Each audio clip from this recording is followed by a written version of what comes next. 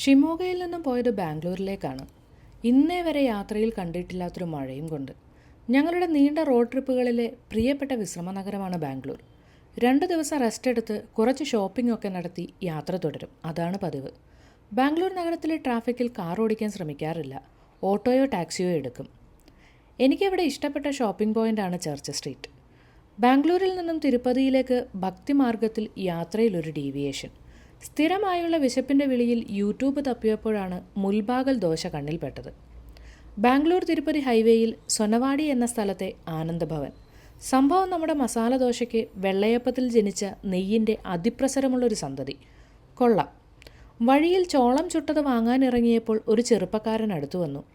കസ്റ്റംസിൽ നിന്നും കൊണ്ടുവരുന്ന സാധനങ്ങളുമായി UP-യിൽ നിന്നും വന്നതാണെന്നും വഴിച്ചിലവിന് വകയില്ലാത്തതുകൊണ്ട് just 2 Apple AirPod new generation വിൽക്കാൻ തീരുമാനിച്ചെന്നും പറഞ്ഞു. വെറും 10,000 രൂപ. ഞങ്ങൾ വേഗം തടിതെപ്പി. സ്കാമുകൾക്ക് യാത്രയിൽ പഞ്ഞമുണ്ടാകാറേയില്ല.